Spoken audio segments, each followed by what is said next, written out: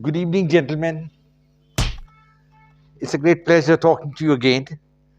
I'm going to talk today on something which is almost antique, and we are going to discuss how Russia has become, has always been the enemy which America considers ever since 1945. When the Second War came to an end, Stalin was the man who was leading Russia, and at that time, Roosevelt had died and Truman had taken over. So the situation at that time was pretty bad, in the sense that the Soviet Union, which had been formed, was totally anti capitalist against America, and Stalin was keen to extend his hegemony, and he did by gobbling up the entire Eastern Europe, and he also gave arms to Mao Zedong, with the result that the Red Army won in China, and Chiang Kai shek, the American ally, fled the country. So it started from that side. In 1948, Stalin enforced what we know as the blockade of Berlin. It was to put pressure on the Americans, but that time Truman organized an airlift to Berlin, and the situation was retrieved. Then came the Korean War, which was the first shadow boxing between the Americans and the Russians, and I would say it was a draw. The Americans couldn't beat the North Koreans, mainly because the Chinese who intervened in North Korea. So this history of this thing continued, and animosity was built up between the USSR, the successor state to Russia, and the Americans. It's worth pointing out now that General Eisenhower, who was the president of the USA from 1952 to 60, launched a number of military pacts with an idea to encircle the Soviet Union. He had military pacts with Japan, with South Korea, then he had the Southeast Asian Treaty Organization, and then he had the Baghdad Pact. Now, the Baghdad Pact came a cropper when the King Faisal of Iraq was shot dead in a coup d'etat, and the Prime Minister Nouri al-Said was lynched by the crowd. And so the Americans had to shift the headquarters, and they began to call this organization CENTO. So this continued. They had an alliance with Turkey, and then they positioned nuclear weapons in Turkey and Germany. Then something unique happened, and I think the only person to blame for it is the communist regime and the communist philosophy which had spread in Russia. This was a philosophy which was a utopian dream, and all it said was utopia, and the Russian economy tanked. It was not a realistic policy, and what actually happened then was that there was a complete collapse of the Soviet Union, and there was no leader after Stalin and Khrushchev, and to an extent Brezhnev, who could hold that mighty country together, and it fragmented into 22 countries. Probably at that time, the Americans thought they had won the Cold War, and I remember reading at that time a statement by Margaret Thatcher, the British Prime Minister. She said, "Communism is finished." She was right. Communism was finished. And the successor state was Russia, and the Russians were bewildered because at that time they had been a global power, and now they had become third-rate power. Their nuclear submarines were rotting in the Arctic. They didn't know what to do.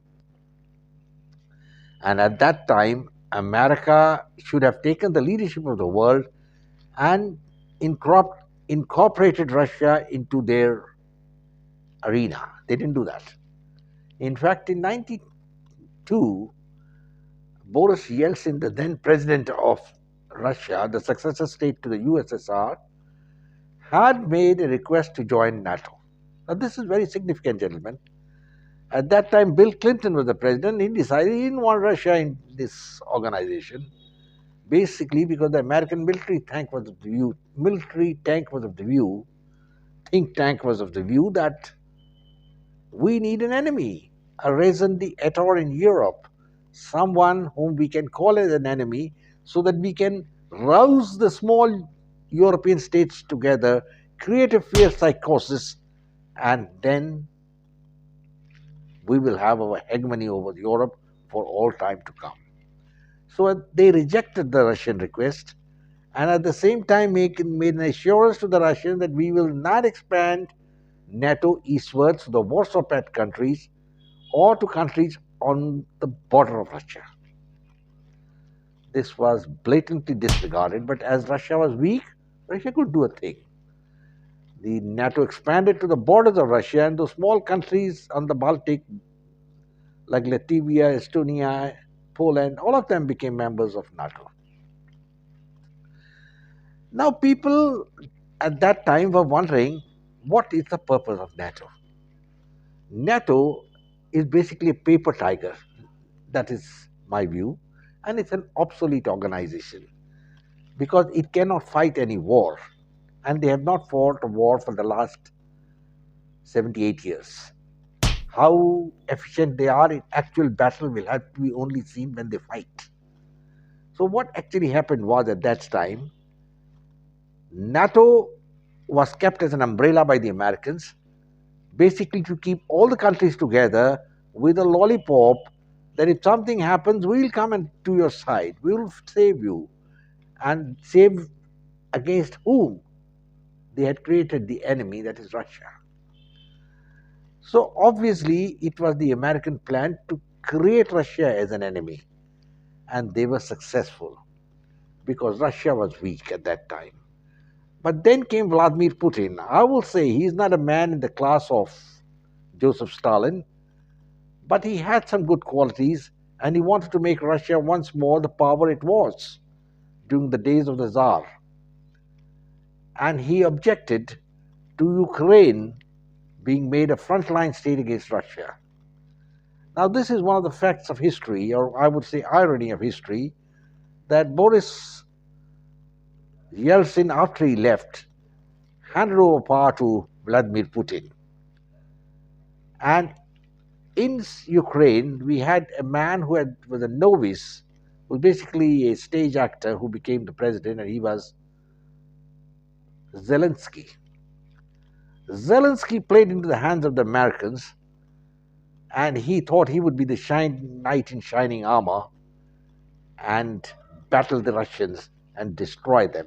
And the Americans were pretty confident that they would not only bolster the confidence of these East European countries, but also help further fragment Russia into few more small countries so that forever Russia is finished. That was the American plan. But it failed basically because of one man who stood firm, and he was Vladimir Putin. So what was to happen has happened.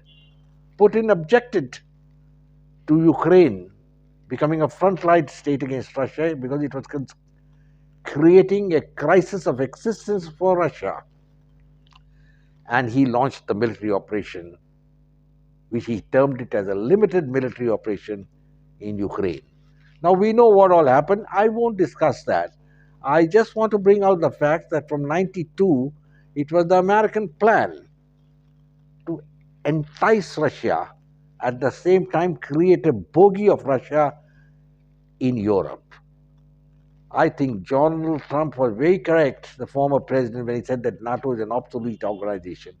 And it has proved to be obsolete because despite all the help being given to Ukraine, Ukraine hasn't made any headway. They have lost 25% of their territory, and they're destroyed.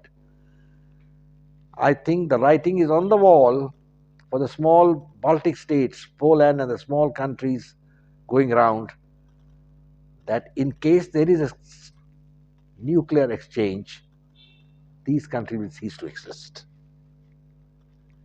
So the old saying that it's better to be circumspect and fools move in where angels fear to tread is true. The Americans have put themselves in a bind, and I do not know how they are going to get out of it. Gentlemen, I close now, and I wish you all the best. Do subscribe to my channel, share it with your friends, and I'll say goodbye and Jai Hind. God bless you all.